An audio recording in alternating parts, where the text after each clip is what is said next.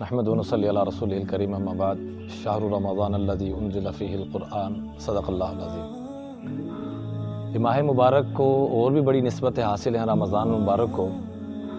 سب سے بڑی نسبت حاصل ہے کہ اللہ جل جلالہ نے اپنے کلام کو نازل کرنے کے لیے اسی مہینے کا انتخاب فرمایا۔ جیسے ہم اپنی تقریبات کے لیے اسپیشل چنتے ہیں کون سا مہینہ کون سا دن ہونا چاہیے، تو اللہ کے ہاں پورے مہینوں میں 12 مہینوں میں سب سے برکتوں والا سب سے رحمتوں والا مہینہ وہ ماہ مبارک رمضان مبارک کا مہینہ ہے۔ اور اس میں خالی قرآن پاک نے نازل فرمایا بلکہ جتنے بھی آسمانی علوم ہیں وہ سارے کے سارے تورات ہو، زبور ہو، انجیل ہو، صحف ہوں، یہ سارے کے سارے اسی ماہ مبارک میں اللہ جل جلالہ نے نازل فرمائے۔ اور نبی کریم صلی اللہ علیہ وسلم کے پاس سیدنا جبریل علیہ السلام تشریف لاتے تھے، فیدارسہ القرآن، اور قرآن کا آ کے دور کیا کرتے تھے۔ اور ایسے ہی ایک روایت میں آتا ہے کہ کل قیامت کے دن الصیام والقرآن یشفعان للعبد یوم القیامہ، کل قیامت کی ہولناکی کا دن ہوگا۔ اس دن 2 چیزیں سفارش کریں گی، ایک روزہ اور ایک قرآن۔ روزہ کہے گا اے اللہ میں نے اس کو کھانے پینے سے روکا، قرآن کہے گا اے اللہ میں نے اس کو رات سونے سے روکا، تو دونوں سفارش کریں گے اور دونوں کی سفارش قبول کی جائے گی اس دن کہ جس دن سگا بھائی کے کام نہیں آئے گا، والدین کام نہیں آئیں گے، ہر انسان نفسی کا رٹ لگائے ہوگا۔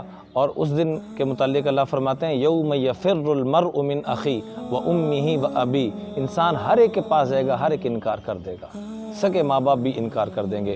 تو اس دن جو سفارش چلے گی وہ اس قرآن کی چلے گی، اس رمضان کی چلے گی۔ اس لیے درخواست ہے کہ قرآن پاک کے ساتھ ہم جڑ جائیں، کم از کم اس ماہ مبارک میں ایک مرتبہ تو تجوید کے ساتھ کسی اچھے استاد سے پڑھنے کی ہم نیت فرمائیں۔ قرآن پاک کا صحیح پڑھنا بڑا ہی ضروری ہے۔ بعض دفعہ ہم ثواب کے لیے پڑھ رہے ہوتے ہیں لیکن الٹا گناہ ہو رہا ہوتا ہے اگر اس کا تلفظ ٹھیک نہ ہو، تو اس لیے اس کو درست کرنا بڑا ضروری ہے۔ لا الہ الا اللہ، اس کا ترجمہ ہے کہ اللہ کے علاوہ کوئی معبود نہیں۔ الف کو نہ کھینچیں، لا الہ الا اللہ پڑھ لیں تو اس کا ترجمہ ہے کہ میں ہر ایک کو رب مانتا ہوں، الہ مانتا ہوں، اللہ کو رب نہیں مانتا۔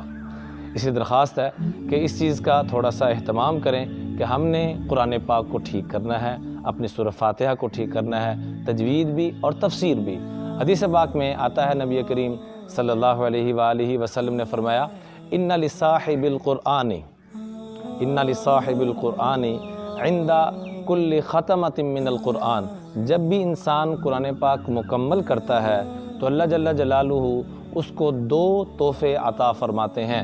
نمبر 1 شجرتم مبارکہ، ایک تو اللہ جل جلالہ جنت میں اس کو اتنا بڑا درخت عطا فرماتے ہیں، اتنا بڑا درخت عطا فرماتے ہیں کہ لو ان غرابا طار من اصلها لم ينتہی الی فرعها، کہ وہ اس کی جڑوں سے لے کر اس کی منتہا تک پہنچنے کی نیت اگر کرے گا تو اس کی جڑوں تک نہیں پہنچ سکے گا۔ اتنا بڑا حتی یدرکہ الحرم، یہاں تک کہ اس کو بڑھاپا آ جائے گا، زندگیاں اس کی ختم ہو جائیں گی لیکن وہ درخت ختم نہیں ہوگا۔ اور دوسرے نمبر پہ فرمایا دعوۃ مستجابہ، ختم قرآن پہ جو دعا مانگی جائے یقیناً قبول ہوتی ہے۔ دوسری حدیث میں آتا ہے کہ انسان جب قرآن پاک مکمل کرتا ہے، ختم قرآن اس کا ہوتا ہے، تو صلی علیہ عند ختمہ 60,000 ملک، تو 60,000 فرشتے، مراد اس سے کثرت ہے کہ ہزاروں میں فرشتے آ کر اس کو سلام محبت پیش کرتے ہیں، اس پر رحمت اور برکت اللہ کی طرف سے نازل فرماتے ہیں۔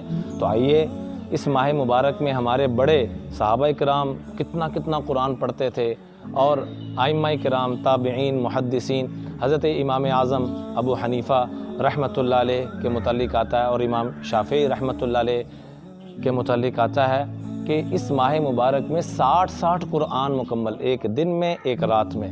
تو اللہ سے دعا ہے کہ کہ اللہ تعالی ہمیں بھی اس ماہ مبارک میں قرآن کے ساتھ جڑنے کی توفیق عطا فرمائے۔ قرآن کا لفظی ترجمہ یہ ہے جسے بار بار قرأت کیا جائے، جسے بار بار پڑھا جائے، اور جب ختم قرآن ہو جائے، اور ویسے بھی جب روزانہ قرآن پاک کی تلاوت مکمل کر لیں تو آخر میں یہ دعا ضرور پڑھ لیا کریں، اللہم آنس وحشتی فی قبری، اے اللہ اس قرآن کے صدقے میری قبر کو جنت کا باغ بنا دینا، وہاں کسی قسم کی وحشت نہ ہو بلکہ باغ والا منظر ہو۔ اللہ تعالیٰ سے دعا ہے کہ اللہ تعالیٰ ہم سب کو قرآن کے ساتھ جڑنے کی توفیق عطا فرمائے۔